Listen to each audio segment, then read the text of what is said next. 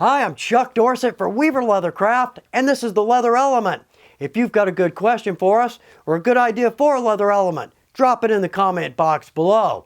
Now this week, great topic and a great question from Deke. He's asking about what makes a good pattern material. Now in the past, we've done a leather element on our plastic sheeting. Love it, sales pitch, makes a great pattern.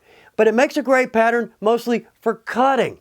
If we want to transfer an image, say we've got a cool image on a printout or in a pattern book, and we want to transfer that over to our leather, well, we're going to jump up to a tracing film, and that works nicely. So we're going to look at both of those. But to make this a really good leather element, to really step it up, we're going to talk about stacking both materials and multiple patterns to create more complex designs. But not just more complex designs, but designs that we can transfer over multiple projects, or within a project, we can drop that design on different shapes. Yeah, I'm starting to roll here. All right, let's do this. Let's step over to our pattern table and first off take a quick peek at our plastic sheeting and our tracing film. Now we're basically going to follow the progression of a pattern, and this is what we're going to be looking at.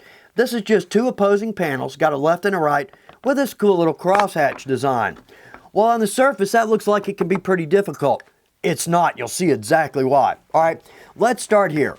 In every one of my project videos, I always suggest starting with copy paper for a couple of reasons. First off, we've all got some. Secondly, though, very easy to mark, make notes, and cut or fold if we need to. The biggest reason, though, is that this is inexpensive. If I mess up a pattern, I just wad it up, throw it away, literally with no remorse, right? I don't feel like I'm wasting material, all right? But once this is done, too flimsy to make a good cutting pattern. So for my cutting pattern, what I'm going to do is jump over to some plastic sheeting, draw this in, cut it out. This is super easy to cut, but very durable, and I've got a good edge. So it's not going to be a problem tracing this onto my leather, okay? Now, for our design, we're going to come in 3/4 of an inch, not necessarily to our border line, but up to our camouflage line. So let's do this. Let's take a compass with a pencil, and I'm simply going to trace in a line 3/4 inch in from every edge. And there we go. Okay, there's our line. Now, camera's probably not going to be able to pick that up, but now let's cut that line out. All right, there we go. We've got our cut. So basically now, that's my window. That's what my design will fit in. But right here, I've got my border. And this is sturdy enough. The plastic sheeting is sturdy enough that yes, I can mark this, but also I can now use my swivel knife on this and use this as a guide. Makes a very clean swivel cut. All right, so we've got our pattern window. We know where our design's going to fit. So let's jump over to some tracing film and create that. Now, this is going to look just like our pattern sheeting, but it too incredibly inexpensive, and you get enormous pieces. Give you enough to last a while just buying 1 square yard. All right, so with this, a little bit more flimsy than the plastic sheeting. So what we can do, we can see through this. I'm going to take any image. In fact, I've simply drawn a leaf here. I'm going to lay this in under my tracing film, and let's simply trace this out with a pencil.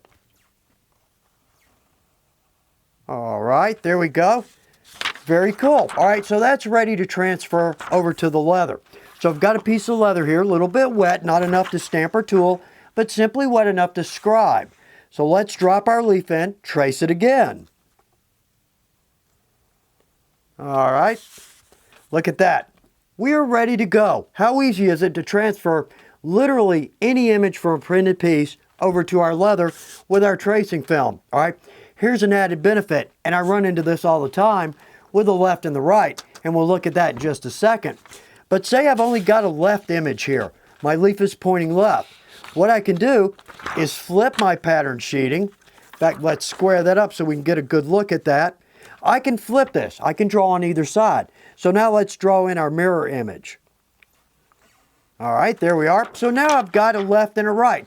That's a problem I have all the time because I want to have a left and a right panel. Okay, so right here, same thing. I've got left and right. Now, all I've done here, I've actually used this leaf to fill in behind my tracing film to give that a nice full pattern. But what I also can do, so let's see if I get this right. Yeah, so here's my left. Notice I've got my flower on the left, but I simply flop that, and now I've got an opposing impression.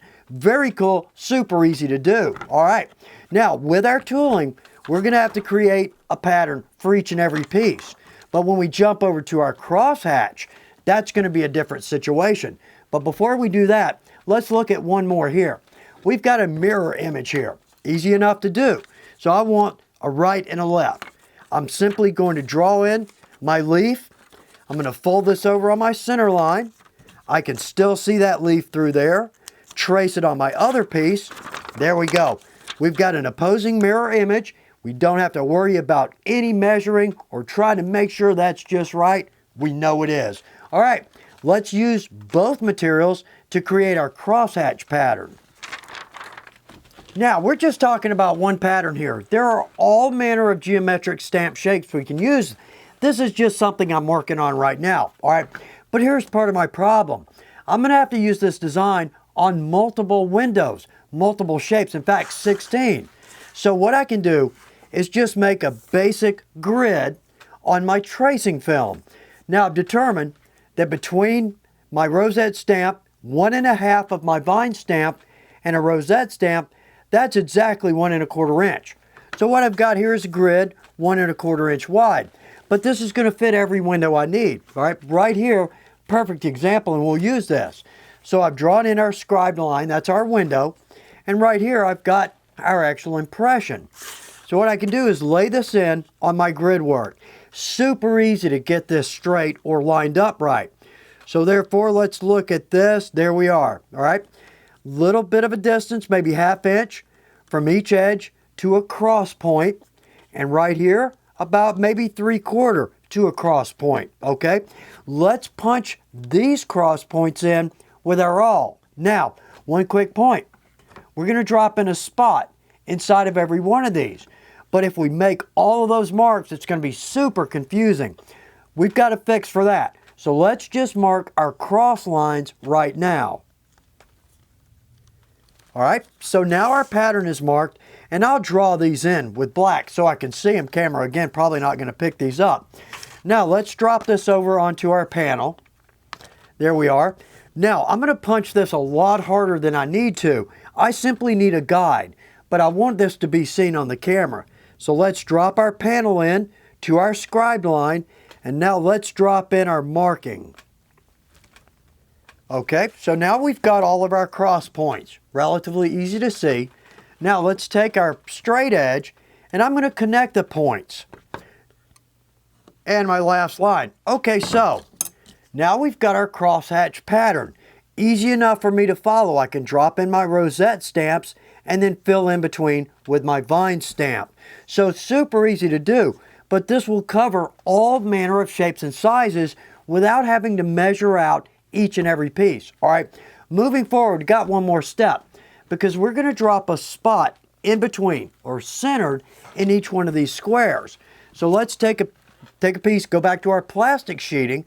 I'm going to cut a 1 1/4 inch piece, which is my measurement, and I'm going to drop a hole right in the center of that.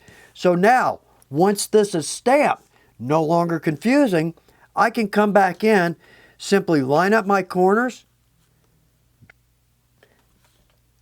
All right, there we are. So once tooled or once stamped, every mark is consistent in every square. And that's going to stand over all of my pattern shapes or my window shapes, but not just within one project.